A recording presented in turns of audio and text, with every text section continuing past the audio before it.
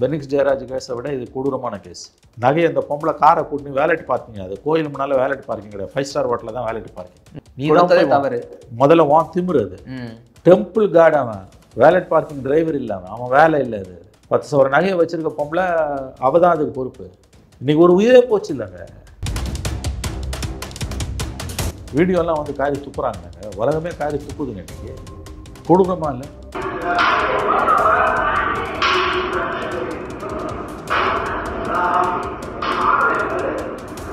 தேர்தலுக்கு 8 மாதம் முன்னால் ஒரு கஸ்டோடியல் டெத் வருதுன்னா அது ஆளுங்கட்சிக்கு எவ்வளோ பெரிய அவப்பேர். சிசிடிவி ஃபுட்டேஜ் தான் அழிச்சிருக்காங்க, இன்னைக்கு கோர்ட்டில் வந்துருக்கு. அது தடயத்தை அடிக்கிறது பெரிய விஷயம்.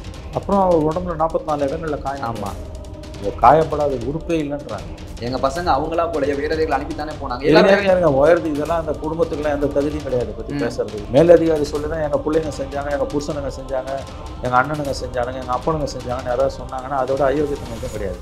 இவனுங்களே ரத்த வெறி பிடிச்சு அடிச்சிருக்கானுங்க. தனிநபரோட வன்முறைக்கும் போலீஸோட வன்முறைக்கும் என்னது? போலீஸ் வன்முறைன்றது ஸ்ட்ரக்சர்டு வைலன்ஸ். வந்து போராட்டம் பண்ணுறாங்களே அவங்க, அந்த 5 காவலர்களோட குடும்ப உறுப்பினர்களே, அவங்க வீட்டில் ஒருத்தர் அடித்து சாவடிச்சிருந்தாங்கன்னா இப்படி போராட்டம் பண்ணுவாங்களா? அப்போ அதனால் இது காரணம் கிடையாது. எங்கள் பிள்ளைங்கள்லாம் வந்து மேலதிகாரி சொன்னால் அவன் புள்ள கொலை பண்ணுவானா? கொலை தான் பண்ணியிருக்கான். ரகுபதி கூட சொன்னார், இந்த மாதிரியான வழக்கை நீங்கள் வந்து லாக்அப் டெத்துன்னு சொல்லக்கூடாது. இது என்னவா சன்மார்க்க நீரில் நடந்த கொலையாது? என்ன பேசுகிறாரு மந்திரி? லாக்அப் டெத்துன்றோட கான்செப்ட் என்ன? போலீஸ் அடித்து எவனை கொண்டாலும் அது பேர் லாக்அப் டெத்து தான். புதுசாக கதை கரடி விடுறாரு ரகுபதி. பொது வெளியில் கூட்டு போய் வச்சு அடித்து கொலை பண்ணி 2 நாள் வச்சு, இதுக்கு என்ன பேர்? லாக்அப் டெத் இல்லைன்றது மூலமாக யாரை காப்பாற்றுறாரு? போலீஸை காப்பாற்றுறாரு. இது லாக்அப் டெத் இல்லைன்னா என்ன சொல்லு? இதுக்கு என்ன பேர்? ரகுபதி சொல்லணும். அவனா தியாகி? அவனுங்களா? நான் கேட்குறேன், சோதர போராட்ட தியாகியா? நீங்கள் என்ன தான் சிபிசிஐடி விசாரிச்சாலும் மக்கள் நம்ப மாட்டாங்க. சிபிசிஐடி தமிழ்நாடு போலீஸ், இன்னொரு தமிழ்நாடு போலீஸ்கார 5 பேர் அவன் காப்பாற்ற தான் பார்ப்பானே விட ஒன்றும் தண்டிக்கலாம் மாட்டான். சிஎம் ஃபேமிலியிலேருந்தோ, சிஎம்முக்கு நெருக்கமானவங்க ஃபேமிலியிலேருந்தோ, திமுக கட்சிக்காரனோ யாருமே இல்லை இதில். இது முழுக்க ஒரு ஐஏஎஸ் ஆஃபீஸர், ஒரு எஸ்பி, கம்ப்ளைனன்ட் லேடி, 5 போலீஸ்காரங்க, இவ்வளோதான் இன்வால்வ்டு. கட்சியில் எங்கே வந்து நிற்கிது? ஒரு உயிர் போய் பல பேர் குடும்பம் போய், ஒரு உயிர் போய் அந்த 5 போலீஸ்காரன் குடும்பம் காலி. எழுதி வச்சுக்கோங்க, தப்ப முடியாது அவனுக்கு. கண்டிப்பாக அவனுக்கு கதை முடிஞ்சுது.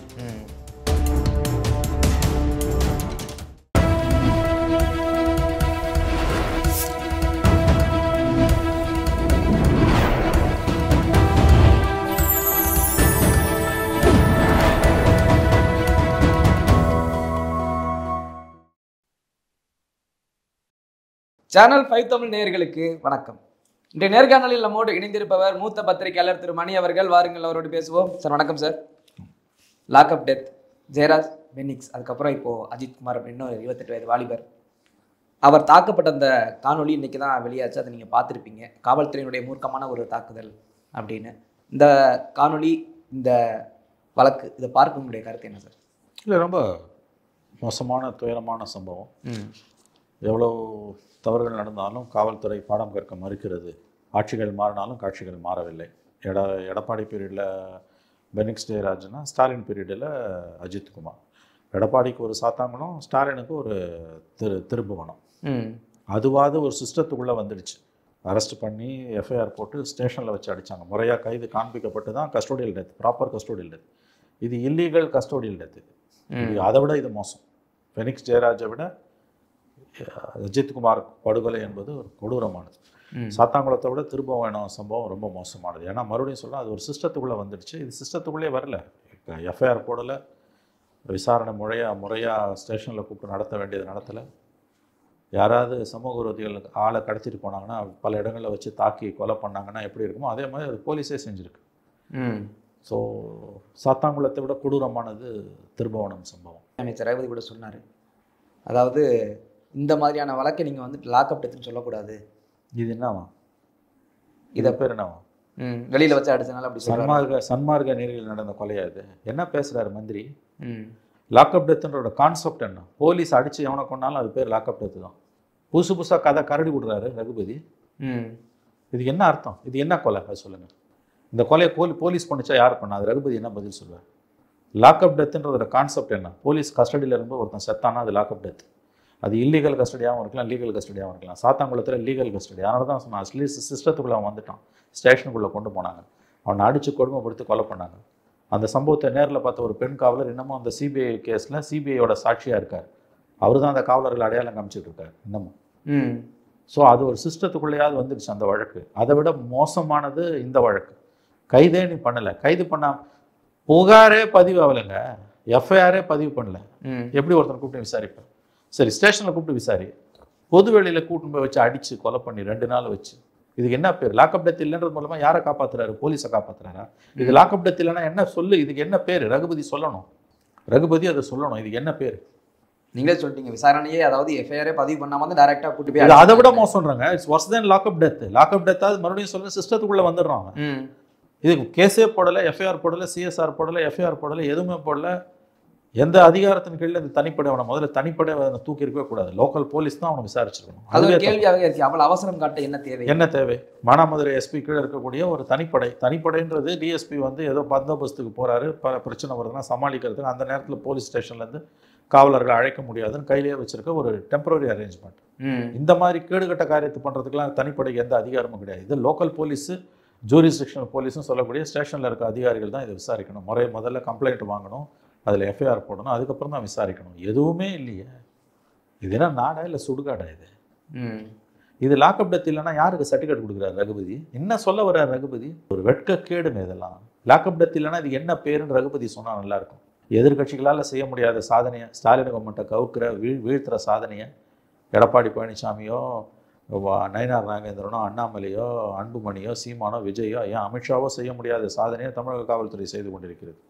ஸ்டாலின் அரசாங்கத்தை கவிழ்க்கக்கூடிய வேலையை, வீட்டுக்கு அனுப்பக்கூடிய வேலையை.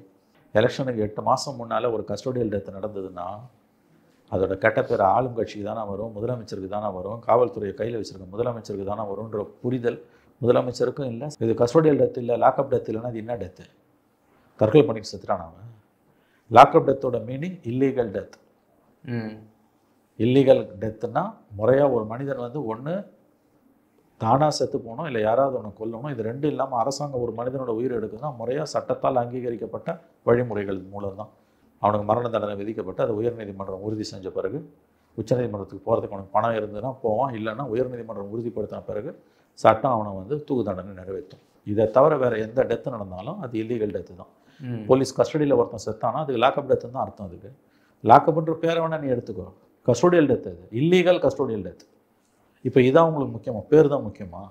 ஸ்காட்லாண்டு அடி இணையான காவல்துறைன்னு பெருமை பேசிக்கொள்ளக்கூடிய தமிழக காவல்துறை முதலமைச்சருக்கு பெரிய அவப்பெயரை கொண்டு வருது, ஆளுங்கட்சிக்கு அவப்பெயரை கொண்டு வருது. இதெல்லாம் அடுத்த எலெக்ஷனில் உங்களுக்கு ஆப்பு வைக்க போகிறாங்க மக்கள்ன்ற புரிதல் கூட உங்களுக்கு இல்லாமல் அமைச்சர் பேசிக்கிட்டு இருக்காரு.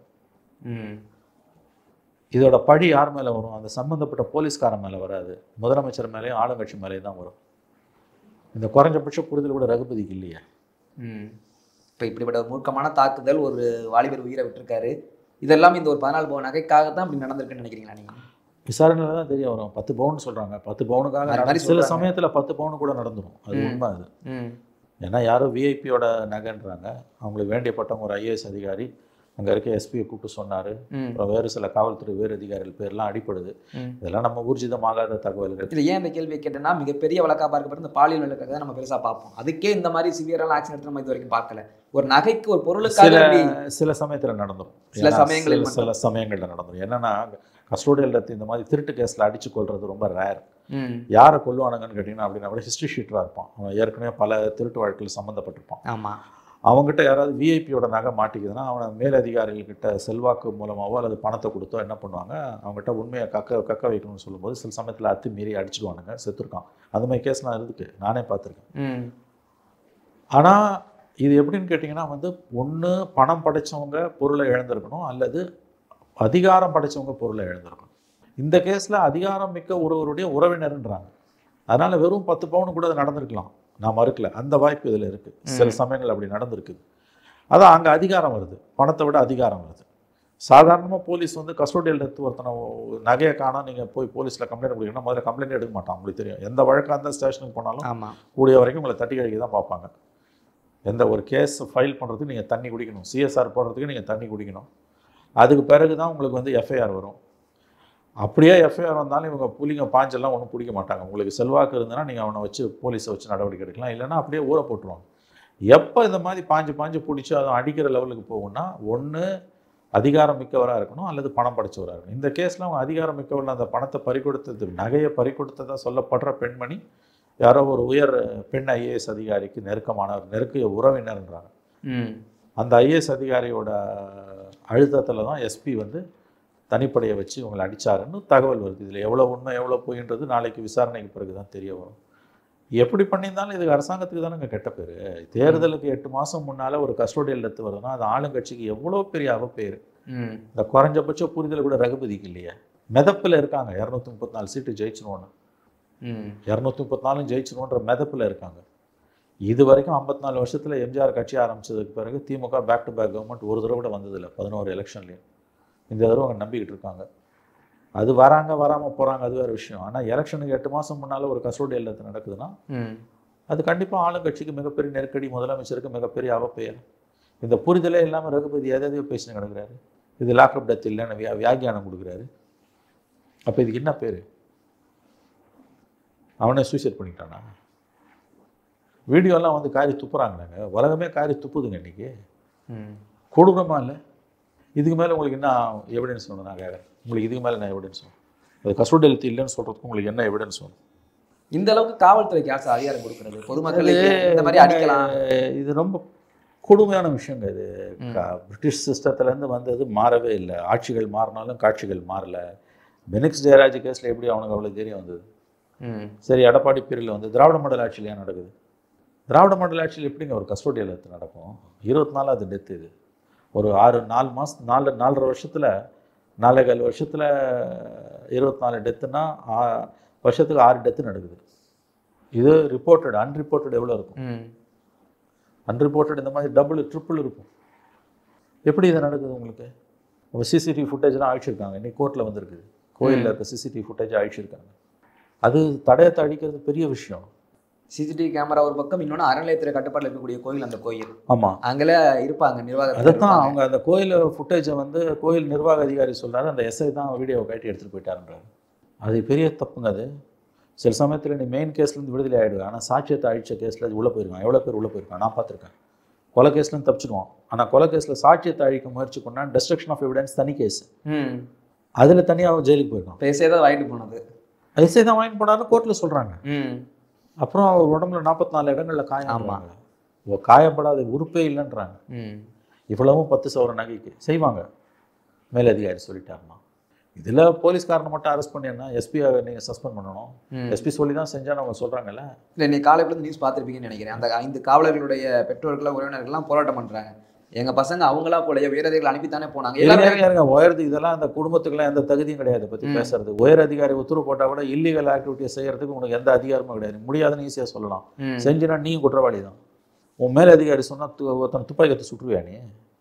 மேலதிகாரி சொல்லி தான் எங்கள் பிள்ளைங்க செஞ்சாங்க, எங்கள் புருஷனுங்க செஞ்சாங்க, எங்கள் அண்ணனுங்க செஞ்சானுங்க, எங்கள் அப்பனுங்க செஞ்சாங்கன்னு யாராவது சொன்னாங்கன்னா அதோட அயோக்கியத்தனம் எதுவும் கிடையாது. சட்டவிரோதமான உத்தரவுகளை எந்த மேலதிகாரி பிறப்பிச்சாலும் முடியாதுன்னு சொல்கிறதுக்கான எல்லா உரிமையும் கான்ஸ்டபிளுக்கு இருக்குது. இவனுங்களே ரத்த விரி பிடிச்சு அடிச்சிருக்கானுங்க. சும்மா மேலதிகாரியை காரணம் காமிக்க. மேலதிகாரி சொல்லுவான், அவன் அறிவு எங்கே போச்சு? துப்பாக்கி கட்டு மேலதிகாரி ரோட்டில் போகிறவனை சுடுனா சுற்றுவியா? ஒவ்வொரு ரவைக்கும் நீ கணக்கு காமிக்கணும், தெரியும்ல? 6 மாதத்துக்கு ஒரு தடவையோ 1 வருஷத்துக்கு ஒரு தடவையோ உன் கையில் இருக்க புல்லட்ஸ் இருக்குல்ல, அதுக்கு நீ டிபார்ட்மெண்ட்டு கணக்கு கொடுக்கணும். அது தெரியுமா உங்களுக்கு? சும்மா ஜோபியில் வச்சுருக்கான்னு நினைக்காதீங்க. ஒரு ரிவால்வர் வச்சுருக்காரு ஒரு இன்ஸ்பெக்டர்னா, 6 குண்டு வச்சுருக்காருல்ல இன்ஸ்பெக்டர், அந்த 6 குண்டுக்கு அவர் கணக்கு காமிக்கணும். 3 மாதத்துக்கு ஒரு தடவையோ 6 மாதத்துக்கு ஒரு தடவையோ ஒரு பீரியாடிக்கல் இன்டர்வெல்ல ஒரு குண்டு காணாமல் போனால் கூட பதில் சொல்லணும். அது தெரியுமா உங்களுக்கு? அதான் சிஸ்டம். ஒரு தனிநபர் துப்பாக்கி வச்சுக்கிறதுக்கு டிபார்ட்மெண்ட் துப்பாக்கி வச்சுக்கிறது என்ன அர்த்தம்? ஒவ்வொரு டிபார்ட்மெண்ட் ஒவ்வொரு ஸ்டேஷன்லையும் போய் பாருங்கள், இவ்வளோ ஆயுதங்கள் இருக்குது, இவ்வளோ குண்டு இருக்குன்னு ரெகுலராக செக்அப் வருவான். ஒரு குண்டு காணாமல் போனால் கூட நீ மாட்டிப்ப. அதுதான சிஸ்டமு. தனிநபரோட வன்முறைக்கும் போலீஸோட வன்முறைக்கும் என்னது? போலீஸ் வன்முறைன்றது ஸ்ட்ரக்சர்டு வைலன்ஸ், அரசாங்கமே பண்ணுற வன்முறை. அது தேவையானது. சில நேரங்களில் இஷ்டம் போல் நீ பண்ணிட முடியாது. மேலதிகாரி சொன்னால் பைப்பில் அடி, ராடில் அடினா வந்து போராட்டம் பண்ணுறாங்களே அவங்க, அந்த 5 காவலர்களோட குடும்ப உறுப்பினர்களே, அவங்க வீட்டில் ஒருத்தர் அடித்து சாவடிச்சிருந்தாங்கன்னா இப்படி போராட்டம் பண்ணுவாங்களா? அப்போ செத்தவனை அரெஸ்ட் பண்ணும்போது அவன் மேலதிகாரி தான் பண்ணான்னு அவங்க வந்து நின்னா இவங்களாம் அதை வேடிக்கை பார்ப்பாங்களா? என்னத்துக்கு ஆர்ப்பாட்டம் பண்ணுறாங்க? இது இவங்களே தூண்டி விடுவானுங்க. போய் ரோட்டில் என்ன ஆர்ப்பாட்டம் பண்ணுன்னு லோக்கல் போலீஸே அதை செய்வான். மேலதிகாரி சொன்னால் கூட நீ செய்ய முடியாது. அது தெரியல உனக்கு? மேலதிகாரி போய் அவனை இரும்பு ராடால் அடி, அவனை பைப்பால் அடி, ஆசன வாயில் மிளகாத்தூ பொடியை தூவிடுவா நீ? முடியாதுன்னு நீ சொல்லலாம். ரைட்டிங்கில் கொடுன்னு கேட்டால் பொத்தின்னு இருப்பான் எஸ்பி. அதனால் இது காரணம் கிடையாது. எங்கள் பிள்ளைங்கள்லாம் வந்து மேலதிகாரி சொன்னால் அவன் புள்ள கொலை பண்ணுவானா, கொலை தான் பண்ணியிருக்கான், அப்போ அவன் ஜெயிலுக்கு தான் போகணும். இது இவங்களே உசுப்பி விடுறது அந்த குடும்பத்தை இந்த சைடில் இருந்து. ஆமாம், இந்த சைட்லேருந்து உசுப்பி விடுறது. அவனா தியாகி அவனல்ல, நான் கேட்குறேன். சுதந்திர போராட்ட தியாகியா? மகாத்மா காந்தியோட பேரனுங்களா? அது வீடியோ வந்துச்சுல எப்படி அடிக்கிறானுங்கன்னு. அவனை உள்ளே பிடிச்சி போடாமல் என்ன பண்ணுவாங்க? மாலையா போடுவாங்க. ரதத்தில் கூட்டின்னு வந்து தேரில் கூட்டின்னு வந்து மாலை போடுவாங்களா அந்த 5 போலீஸ்காரங்களுக்கும்? டிபார்ட்மெண்ட்டில் இவனை மாதிரி இருக்க ஆளால் தானே எத்தனையோ நல்ல போலீஸ்காரனை கெட்ட பேர் வருது. உயிரை தியாகம் பண்ணி மக்களை காப்பாற்றுற போலீஸ்காரன் எவ்வளோ பேர் இருக்கான்? 10 பைசா லஞ்சம் வாங்காத போலீஸ்காரன் இருக்கான்ல. மக்களை காப்பாற்றுறதுக்காக எந்த தியாகத்துக்கும் செய்யக்கூடிய போலீஸ்காரன் எத்தனையோ பேர் இருக்கான்ல. எத்தனை உயிர்களை காப்பாற்றிருக்கான். அப்போ இந்த மாதிரி இருக்கவங்களால தானே எல்லாருக்கும் கெட்ட பேர். இந்த மாதிரி கருப்பு ஆடுகள் எண்ணிக்கை அதிகமாகும்போது டிபார்ட்மெண்ட்டை மக்கள் வந்து காரி துப்புறாங்க. இந்த என்னுடைய வயதுக்கு எனக்கு தெரிஞ்ச வரைக்கும் திமுக ஆட்சி அப்படின்னாலும் ஏன் சார் அது காவல்துறையே டேமேஜ் பண்ணுறாங்க? இல்லைங்க, அது ஏடிஎம்கே பீரியட்லையும் நடந்ததுங்க. நடந்த இப்போ பெனிக்ஸ் ஜெயராஜ் யார் பீரியட்ல இருந்தது? அது ஏடிஎம்கே பீரியட்ல. சந்திரலேகா மூஞ்சில் ஆசிட் ஊற்றுனது யார் பீரியட்ல இருந்தது? ஜெயலலிதா பீரியட்ல தான் நடந்தது. கொடியாங்குளம் துப்பாக்கி சூடு யார் பீரியட்ல நடந்தது? ஜெயலலிதா பீரியட்ல தான் நடந்தது. 2 ஆட்சியிலும் நடக்குது. அது அதில் திமுக அண்ணா திமுகன்னு சொல்லாதீங்க. திராவிட ஆட்சினாலே அப்படிதானா? காங்கிரஸ் ஆட்சினாலே அதுதான், ஆட்சினாலே அதுதான். எல்லா அரசுகளும் மக்களுக்கு எதிரானதும். அதனால இதில் திமுக அண்ணா திமுக அதை பிரித்து பார்க்காதீங்க. அப்படி பார்ப்பது தவறான பார்வை. நடந்த பிறகு நீங்கள் என்ன நடவடிக்கை எடுக்கிறீங்கன்றது தான் முக்கியம். கஸ்டோடியல் டெத் எல்லா கவர்மெண்ட்லையும் நடக்குங்க. இல்லீகல் கஸ்டோடியல் டெத் எல்லா கவர்மெண்ட்லையும் நடக்கும். போலீஸு சில சமயத்தில் அப்படி தான் நடந்துடும். அதுக்கு பிறகு சீஃப் மினிஸ்டர் என்ன நடவடிக்கை எடுக்கிறாருன்றதை பொறுத்த விஷயம்தான். நீங்கள் அதில் கோட்டை விட்டீங்கன்னா மக்கள்கிட்ட கெட்ட பேர் தான். திரும்பவும் சொல்லுங்கள், எலெக்ஷனுக்கு 8 மாதம் முன்னால் இப்படி சம்பவங்கள் நடக்குதுன்னா அது உங்கள் கவர்மெண்ட்டுக்கு நீங்களே வச்சுக்கிற ஆப்புன்ற புரிதல் இவருக்கு இல்லை, ரகுபதிக்கு இல்லைன்னா ஒன்றும் காப்பாற்ற முடியாது. இதுக்கான வேலையை இவங்க 26ல் கொடுப்பாங்க. இல்லை, இன்னைக்கு கோர்ட்டில் கூட அரசு தரப்புலன்னு சொல்லியிருக்காங்க. நீங்கள் இப்போ சிபிஐ போகிறதா இருந்தால் எங்களுக்கு ஒன்றும் அப்ஜெக்ஷன் இல்லை அப்படின்னு. நானும் கேள்விப்பட்டேன். அந்த இதில் நியூஸ் 18 கார்டு வந்திருந்தது. அது எந்த அளவு உண்மைன்னு தெரியல. இன்றைக்கி கேஸ் 8ஆம் தேதிக்கு ஒத்தி வச்சுருக்காங்க, அடுத்த செவ்வாய்க்கிழமைக்கு. ஐ திங்க் இவங்க எங்களுக்கு ஆட்சேபம் இல்லைன்னா அவங்க சிபிஐ விசாரணை வேணும் அந்த குடும்பமும் நாளைக்கு கேட்டதுன்னா கொடுத்துட்டு தான் போகணும் அவங்க. எனக்கு தெரிஞ்சு கோர்ட்டோட அனுமதி கூட தேவையில்லை. ஸ்டேட் கவர்மெண்ட்டே ஜிஓ போட்டு மாற்றி விட்டுடலாம். மாற்றி விட்டு நாங்கள் மாற்றிட்டோம்னு சொல்லியிருக்கலாம். அப்படி பண்ணுறது மூலமாக நீங்கள் தப்பிச்சுக்கிறீங்க. நான் சொல்கிறது வந்து ஸ்டேட் கவர்மெண்ட் முதலமைச்சர் எதிரிகள் வாயிலேருந்து தப்பித்துக் கொள்கிறார், விமர்சனங்களுக்கு முற்றுப்புள்ளி வைக்கிறார், விமர்சனம் பண்ணுற வாயை அடைக்கிறார். அந்த ஒரே ஒரு நடவடிக்கை போதும் நீங்கள் உங்களை இதுலேருந்து இந்த சிக்கல்லேருந்து காப்பாற்றிக்கிறதுக்கு. இது உங்களுக்கு அவப்பெயரை கொண்டு வந்துருச்சு. நீங்கள் என்ன தான் சிபிசிஐடி விசாரிச்சாலும் மக்கள் நம்ப மாட்டாங்க. சிபிசிஐடி தமிழ்நாடு போலீஸ், இன்னொரு தமிழ்நாடு போலீஸ்கார 5 பேர் அவன் காப்பாற்ற தான் பார்ப்பானே விட ஒன்றும் தண்டிக்கலாம் மாட்டான். கடந்த கால வரலாறு அப்படி. நீதி என்பது நிலைநாட்டப்படுறது மட்டும் இல்லை, நிலைநாட்டப்படுவதான தோற்றமும் அதுக்கு இருக்கணும். அப்போ எல்லாருமே இன்றைக்கி எடப்பாடி கேட்டார், அன்புமணி கேட்டார், எல்லாரும் கேட்டாங்க. கொடுத்துருங்க, நீங்களே கொடுத்துருங்கன்னு. உங்களுக்கு ஒன்றும் குடிமுழுக்க போகிறதில்ல. என்ன சொல்லப்போனால் உங்கள் மதிப்பு தான் உயரும். உங்களுக்கு எந்த பாதிப்பும் இல்லை. யாரையும் நீங்கள் காப்பாற்ற முயற்சிக்கல. உங்களுக்கு நெருக்கமானவங்க பேச்சு அடிக்கடி அடிபடுதே சார். திமுக நிர்வாகிகளுடைய தலையீடு இருக்கு. இல்லைங்க, நிர்வாகிலாம் இல்லைங்க, அதிகாரி கூட ஒரு கொடிக்கட்ட காரில் நவீன அது காசு கொடுக்கறது கூட்டு போடாது எந்த அளவு உண்மை தெரியல. அதெல்லாம் ஒரு சிபிஐ விசாரணையில நிற்காது. சிபிஐ விசாரணையில எது நிற்கும்னா அடித்தவன் 5 பேர் யார் சொல்லி அடித்தான் அதான் நிற்கும். அதில் அந்த திமுக காரணம் முதலமைச்சரோட குடும்ப உறுப்பினர்களோ திமுக முக்கியஸ்தர்கள் யாருமே இன்வால்வ் ஆகலை. அதனால தான் அவங்களே இன்னைக்கு வந்து ஆட்சேபனை இல்லைன்னு சொல்கிறாங்க. ஃபிட் கேஸ் இது சிபிஐக்கு நீங்கள் கொடுத்துருங்க, நீங்கள் தப்பிச்சுக்கலான்ட்டு. நான் இந்த விமர்சனத்துலேருந்து தப்பிச்சுக்கலாம். இப்போ எதிர்கட்சிகள் இதை பெருசாக தான் செய்வாங்க கண்டிப்பாக. நீங்களே கொடுத்துருங்க, உங்களுக்கு என்ன நஷ்டம் அதை சொல்லுங்கள். யாரையாவது காப்பாற்றணும்னு நீங்கள் நினச்சிங்கன்னா தான் நீங்கள் பயப்படணும். இதை திமுக தலைமையிலேருந்து செய்யலை, திமுக குடும்ப உறுப்பினர்கள் இதை செய்யலை, திமுக நிர்வாகிகளும் யாரும் இதை செய்யலை.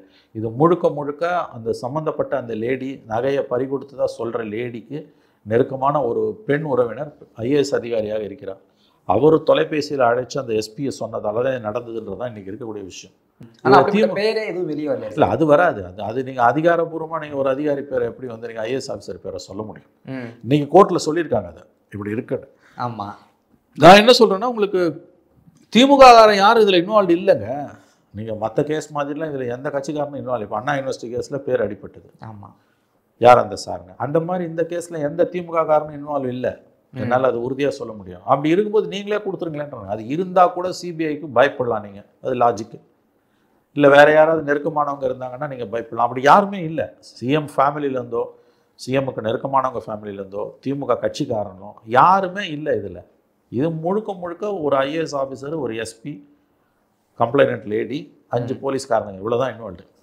அந்த மானாமதுரை டிஎஸ்பியை சஸ்பெண்ட் பண்ணிட்டாங்க, அவரோட தனிப்படை தானே. இதில் நீங்கள் இப்படியே கொடுத்துருக்கலாம், சிபிஐ கொடுத்துருக்கு, என்ன உங்களுக்கு நஷ்டம்? கொடுக்குறதா லாபம் தான், நஷ்டம் எதுவுமே இல்லை. அப்புறம் எதுக்கு இந்த பழிச்சொல் எலெக்ஷன் டைமில் இந்த அவச்சொல்ல எதுக்கு தலையில் தாங்குறீங்கன்னு? With one stroke you can solve the problem. இப்போ அன்றைக்கு பெனிக்ஸ் அந்த ஜெயராஜ் அந்த லாக்அப் டெத்தில் ஓடி ஓடி பார்த்தாங்க திமுகவை எதிர்கட்சியாக இருக்கும்போது. இப்போ எதுவுமே அது வழக்கமாக எதிர்கட்சியாக இருந்தால் ஒரு ரோல். அது ஏன் சார் அப்படி? அது கட்சி அரசியலே அப்படிதாங்க. அது அரசியல் கூட அதிமுக பண்ண தெரியலையே. அவன் உழுக்கணும்ல பெனிக்ஸ் ஜெயராஜ். அந்த மாதிரி அதிமுகவால் ஏன் திமுக உழுக்க முடியல? சும்மா அவர் அறிக்கை கொடுத்துட்டுல இருக்காங்க. தெருவா போயிருக்கணும் இல்லை, நீ மாநிலத்தை கிடுகிடுக்க வைக்கிற போராட்டத்தை நடத்திருக்கணும். எலெக்ஷன் வருது, உங்களுக்கு கெட்டது செய்ய கூட துப்பு இல்லையா? எதிர்கட்சியாக எப்படி இருக்கணும் திமுக பற்றி கற்றுக்கொண்டுவாங்க, அதுவும் உங்களுக்கு இல்லையா? அவங்க எவ்வளோ பிரச்சனை பண்ணாங்க. கொடியை புஷன் வீட்டு வாசலில் கொரோனா காலத்தில் ஸ்டாலின் நின்னார், கனிமொழி பறந்து போனாங்க தூத்துக்குடிக்கு, காரில் போனாங்க, உதயநிதி போனார் காரில். இப்போ யாராவது திருப்போணத்துக்கு அதிமுக எவனாவது போனானா? யாராவது ஒரு எதிர்கட்சி தலைவர் போனாரா? அப்போ எதிர்கட்சி ரோலையே இவங்களால பண்ண முடியலையாங்க. எடப்பாடி பேரில் திமுக எவ்வளோ ப்ராப்பர் எதிர்கட்சியாக இருந்தது, அதை பார்த்தா நீ கற்றுக்கணும்ல. உனக்கு லட்டு மாதிரி பிரச்சனை கையில் வருது, அதை கூட உன்னால் உபயோகப்படுத்த தெரியலையே. கோர்ட்டு தானே கண்டனம் தெரிவிக்குது, நீ என்ன பண்ண? எதிர்கட்சிகளால் என்ன ப்ரெஷர் பண்ண முடிஞ்சது கவர்மெண்ட்டை?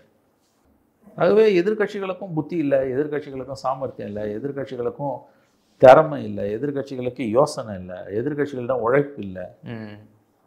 திமுகவை பார்த்தா அது கத்திக்கணும். ஒரு பெனிக்ஸ் ஜெயராஜ் இதே மாதிரி எலெக்ஷனுக்கு 10 மாதம் முன்னால் நடக்குது, அதே மாதிரி இப்போ எலெக்ஷனுக்கு 10 மாதம் முன்னாள் திருப்பவனம் நடக்குது. அன்றைக்கி எதிர்கட்சியாக திமுக யூட்டிலைஸ் பண்ண மாதிரி அதிமுகவில் யூட்டிலைஸ் பண்ண முடியல. மக்கள் மத்தியில் அவங்களால இதை பெருசு பண்ணவே முடியல, எடுத்துகிட்டு போகவே முடியலையே. அதில் முக்கியமானது அவங்க எஃப்ஐஆர் தான் சார். அது என்ன சொல்லியிருந்தாங்கன்னா, தப்பி ஓடும்போது தான் ஃபிக்ஸ் வந்தது அப்படின்ற மாதிரி சொல்லிடலாம். கதை அழகுறாங்க. இல்லை, அதை எப்படி சார் எழுத முடியுது? இல்லை, அதை பூசாமல் எழுதுவாங்க. அதான் சொல்கிறேன், மனசாட்சி இல்லாமல். மனசாட்சி செத்து போச்சுன்னா எதை வேணா எழுதுறாங்க. 6 பேர் அவனை போட்டு அடிக்கிறாங்கன்னு வீடியோவே வந்துச்சு. 44 இடத்துல காயப்படாத இடமே இல்லைன்னு கோர்ட்டு சொல்லுது. அடிச்ச அடிலாம் அவனுக்கு ஃபிட்ஸ் வந்து வலிப்பு வந்து செத்துட்டான். ஏகப்பட்ட பிரச்சனை, அதில் ஒன்று வலிப்பு. நாங்கள் அடிச்சோம், அவன் தப்பிச்சு ஒன்றா செத்துட்டான். வழக்கமான கதை தானே அது. இல்லை, இப்படி எழுத தோணுதான் தப்பிச்சிடலாம்னு தானே எழுதியிருக்காங்க. அதாவது மோதி பார்ப்போன்றது, கோர்ட்டு காரி துப்புன்றது தெரியல. உலகமே காரி துப்புனாலும் திருந்த மாட்டானுங்க. ஆனால் இதோட கட்ட பேர் யாருக்கு வரும்? கவர்மெண்ட்டுக்கு தான் வரும். காரணம் என்ன சார்? சரியான தண்டனை அது அந்த டிபார்ட்மெண்ட்டோட வேலை. அது டிபார்ட்மெண்ட்டோட மைண்ட் செட்டுன்னு ஒன்று இருக்குல்ல, அது அப்படி தான் இருக்கும். இல்லை, தனிநபர் சார்ந்ததில்லை. மேபி நீங்களும் நானும் போலீஸுக்கு போனால் கூட அப்படி தான் இருப்போமா என்னமோ தெரியாது. மனசாட்சி உள்ள போலீஸ்காரன் ரொம்ப கம்மி, அவன் இப்போ டிபார்ட்மெண்ட்டில் இருக்க முடியாது. இதெல்லாம் என்னங்க? இதெல்லாம் ஒரு மனுஷனை 2 மணி நேரம் 2 நாள் வச்சு அடிக்கிற, கடைசியில் என்ன 10 சவரன்னா 7 லட்ச ரூபாய். 7 லட்ச ரூபாய் ஒரு உயிர் பலி ஆகணுமா? மூச்சு இருந்தால் கோடி சம்பாதிக்கலாம். அது இன்றைக்கி எவ்வளோ விஞ்ஞான நடைமுறைகள் வந்துடுச்சு.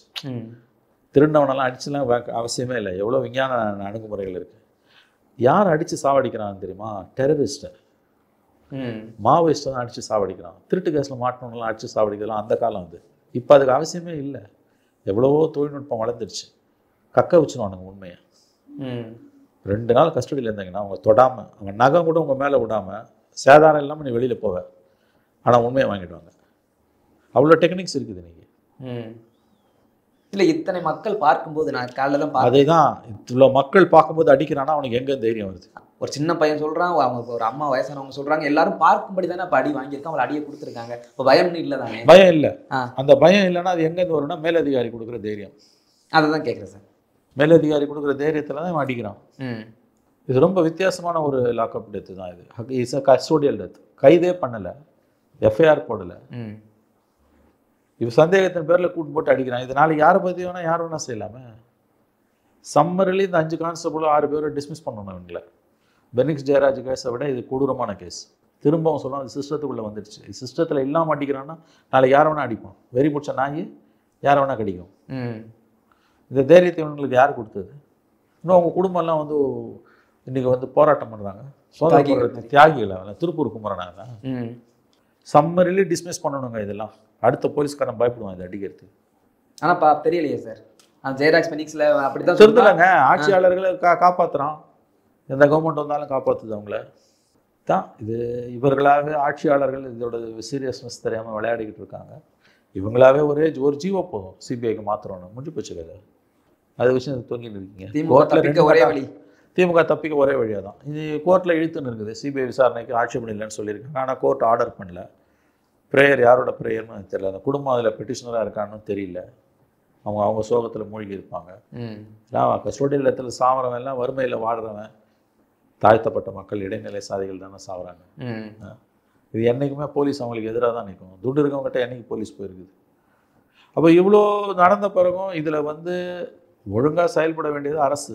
நீங்க ஒரு வார்த்தையில சொன்னீங்க, துட்டு இருந்தா நம்ம என்னனாலும் பண்ணிடலாம். துட்டு தான் என்ன வேணா பண்ணலாம். இந்தியாவில் சட்டத்தின் முன் அனைவரும் சமம் என்பது ஏட்டு சுரக்காய். அது பொய். ம். சட்டத்தின் முன் அனைவரும் சமம் கிடையாது. இருக்கிறவனுக்கு ஒரு சட்டம், இல்லாதவனுக்கு ஒரு சட்டம். இதுதான் இந்தியா. இதை நான் கூட சொல்ல, சுப்ரீம் கோர்ட்டே சொல்லுது சில வழக்குகளில். பணம் படித்தவனுக்கு தான் இன்றைக்கி நீதித்துறை. அப்போ என்ன உங்களுக்கு வந்து இப்போ சட்டத்தின் முன் அனைவரும் சமம் என்பது வந்து ஒரு வெறும் அது ஒரு ஏட்டு சுரக்காய் தானே? நடைமுறையில் அப்படியா நான் கேட்குறேன். ஒரு ஏழை, அவனுக்கு எவ்வளோ கனவுகள் இருந்திருக்கும். 28 வயசு பையன், அவன் எடுக்கலன்றான். நகை அந்த பொம்பளை காரை கூட்டினு வேலட் பார்க்கிங், அது கோயில் முன்னால் வேலட் பார்க்கிங் கிடையாது, 5 ஸ்டார் ஹோட்டலில் தான் வேலட் பார்க்கிங். நீ தான் தவறு. முதல்ல திமிரு அது. வேலட் பார்க்கிங் இருக்கிற இடம் எங்கள் 5 ஸ்டார் ஹோட்டலில் இருக்கும். இது யாருமே பேசலையே சார் இப்போ வரைக்குமே. வாங்க, நகையை வச்சிருக்கீங்க, உங்களுக்கு தானே அக்கறை வேணும். உனக்கு தானே அக்கறை வேணும். முதல்ல ஸ்கேன் சென்டருக்கு போகும்போது வீட்டில் இருந்து எதுக்கு நகையை போட்டு போனா? ஒன்று. ரெண்டாவது, நகையை மறுபடியும் வாங்கிட்டு நீ கோயிலுக்கு வர, நகையை நீயே போட்டுக்கணும் கோயிலுக்கு போ. அதையும் நீ செய்யலை. மூணாவது, வேலட் பார்க்கிங் எப்படி நீ கொடுப்ப? 5 ஸ்டார் ஹோட்டலில் தான் வேலட் பார்க்கிங்க. டிரைவர்கிட்ட இறங்கணும் கொடுத்துருவாங்க. கார்டு எடுத்துன்னு போய் போட்டுருவாரு. வந்தோன்னா நம்பர் சொன்னோன்னா வந்து கொடுத்துருவாரு அந்த டோக்கன் சொன்னான். அவன் எனக்கு வண்டி ஓட்ட தெரியாதுன்றான். அந்த நடைமுறையே கிடையாது கோயிலில். வேலட் பார்க்கிங்கிற நடைமுறையே இல்லை. தப்பு ஒன்று. அவன் 2 பேரை கூப்பிட்டு காரை எடுக்கிறான். அவன் தான் வீல் சேர் எடுத்து வந்து ஒன்று கொடுக்குறான். அப்புறம் எங்கே நீ 1 மணி நேரம் பொறுத்து காணாமல் போனால் அப்படி இப்படின்னு 100 ரூபாய் கட்டேன் 500 ரூபாய் கட்டேன்னு கதை அழுகிற. உங்கள் செல்வாக்கை உபயோகப்படுத்தி போலீஸை வச்சு அவனை அடிக்கிற. பட்ட அடியில் அவன் செத்துடுறான். இதுதான் கதை. கடைசி வரைக்கும் இந்த பெண்ணுடைய அந்த நகை என்ன ஏது முதல்ல நீ எப்படி வேலட் பார்க்கிங் அவங்ககிட்ட கொடுப்ப? அவன் டெம்பிள் கார்டு, அவன் வேலட் பார்க்கிங் டிரைவர் இல்லை, அவன் வேலை இல்லை. அது உன் பணத்திமிரில் காரை அவங்ககிட்ட ஓட்ட சொல்கிறியா நீ? 10 சவர நகையை வச்சிருக்க பொம்பளை அவள் தான் அதுக்கு பொறுப்பு. இன்னைக்கு ஒரு உயிரே போச்சு இல்லைங்க உன்னுடைய அலட்சியத்தால், உன் திமிரால, ஆட்சியால், உன் திமிரால, உன் கொழுப்பால், உன் ஆணவத்தால், அதிகார திமிரால. உனக்கு அதிகாரம் படித்தவங்க சொந்தக்காரங்கன்றதுனால ஆளை வச்சு போலீஸ் வச்சு அடிப்பியா நீ? தப்பு உன் மேலே தானே. காரில் உன்னையாவும் வச்சுட்டு போக சொன்னான் நகையை. முதல்ல காரில் இருந்தானே தெரியாதுல்ல. விசாரிப்பான்ல, சிபிஐ அதையும் விசாரிப்பான்ல. கண்டிப்பாக. அதில் சிபிசிஐடி விசாரித்தாலும் அவனும் விசாரிப்பான்ல. அவன் வேறு வரைக்கும் போவான்ல. அங்கே தானே விசாரணை ஆரம்பிக்கும். அந்த பொம்பளை கிட்ட தானே விசாரணை ஆரம்பிக்கும். ஸ்கேன் சென்டருக்கு போகும்போது எதுக்கு நகை போட்டு போனேன்? அதுவே திமிரு. சரி, போட்டு போனேன், ஸ்கேன் முடிஞ்சது, நகையை கொண்டு போய் வீட்டில் வச்சுட்டு வர வேண்டியதானே? கோயிலுக்கு வர, சரி கோயிலுக்கு தான் பாரு, அறிவு வேணாம், நகையை போட்டுக்கிட்டு போக வேண்டியதானே? 10 சவர நகைன்றது என்ன பெருசாக இருக்க போகுது? நான் கேட்குறேன். ஒரு செயின் 2 வளையல் இருக்குமா? அவ்வளோதான். போட்டுக்கிட்டு போ.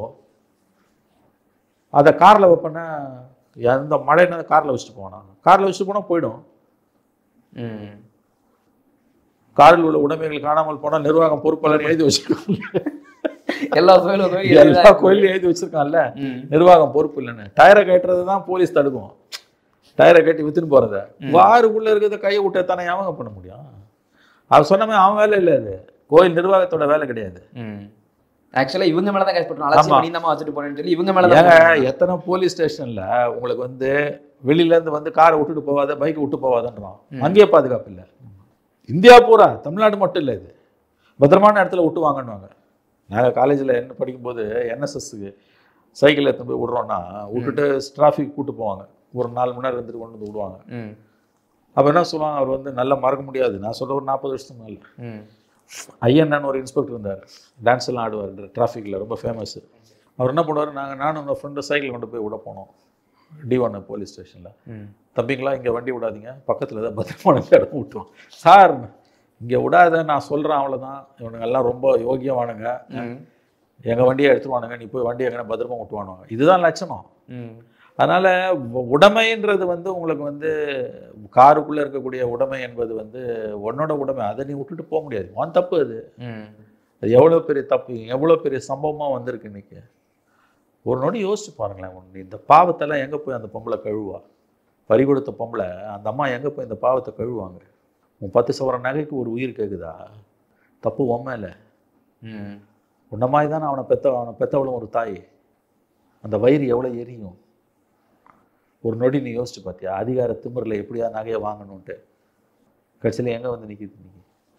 ஒரு உயிர் போய் பல பேர் குடும்பம் போய் ஒரு உயிர் போய் அந்த 5 போலீஸ்காரன் குடும்பம் காலி. எழுதி வச்சுக்கோங்க, தப்ப முடியாது அவனுங்க. கண்டிப்பா. அவனுங்க கதை முடிஞ்சுது. இவனா செத்துட்டான், அவனுங்க குத்துயிரும் கொலை உயிரமா அலைவானுங்க. எழுதி வச்சுக்கோங்க. சிஸ்டம் விடாதுங்க. மேலதிகாரி தப்பிச்சிருவான். அடிச்சானுங்கல்ல, அவனுங்க தப்பவே முடியாது. ஏன்னா அது கோர்ட்டுக்கு போயிடுச்சு.